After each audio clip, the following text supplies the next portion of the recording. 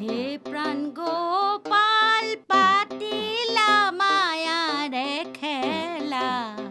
ও মোৰ জেতু কিবা? দয়াল অ বোলো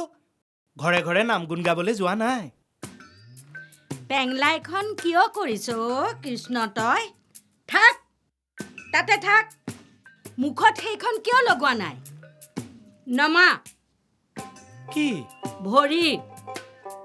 আৰু তই ঘৰৰ পৰা কেলে ওলাই আহিলি খবৰ এটা লওঁ বুলি আহিলো বাই তোমালোকৰ বা ঘৰত চাউল পাত আছে নে নাই আমাৰ ডেৰফুটীয়া বজাৰলৈ গৈছে জানো কিবা পায় কাইদেউ বয়সীয়াল মানুহ ইমান কষ্ট কৰিব যায় হয় কষ্ট কৰিব নোৱাৰিলে সংসাৰত জন্মিবই নালাগে কিন্তু এনে বিপদৰ সময়ত হয় কৃষ্ণ বিপদ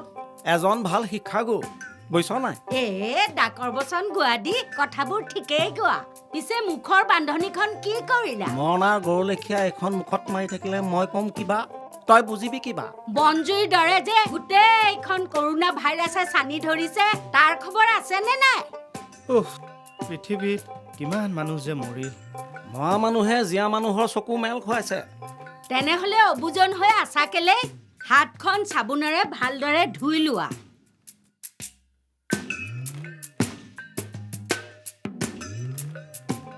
সাৱধানে আছনে তহঁতবোৰ আমাৰ কৰোণা দাইটি কৰোণা নহয় মূৰতী কৰোণা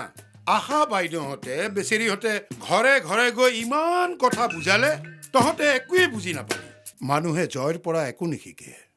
বুজিছ নন্দেশ্বৰ মানুহে পৰাজয়ৰ পৰাহে ভালেমান কথা শিকে তথাপিও দাইটি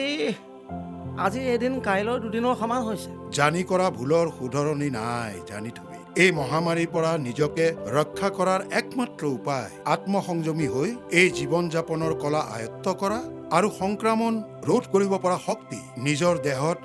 আহৰণ কৰা এই কথা আপোনালোকে মনত ৰাখিব